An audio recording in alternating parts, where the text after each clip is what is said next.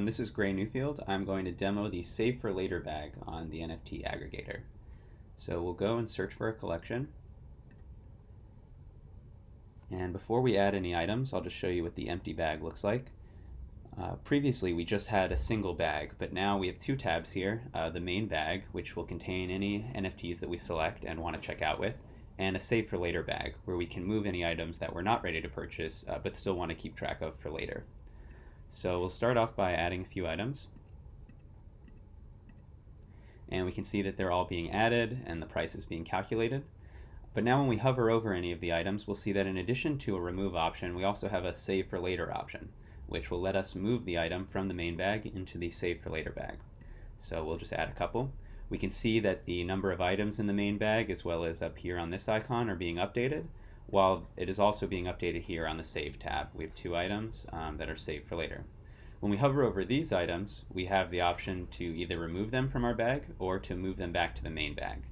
So this will just add the item back over to our main bag where it gets re-included in what we would be checking out with.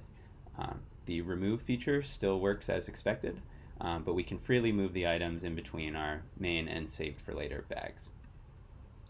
I'll also just quickly show what this looks like in mobile, which has a slightly different UI. So we'll switch over here, turn on the mobile view. We'll add a few more items. When we open it up here, we can see that it mostly looks the same, except the circular close icon that was previously on the NFT image has now been updated to be an ellipsis to represent that there are multiple options.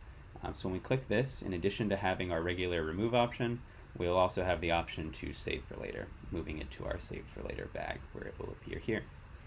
The functionality for clear all works separately between the saved and the main bag, so you can clear all the items in your saved bag without impacting the items in your main bag, and you can also do the same in the main bag without affecting the items in the saved bag.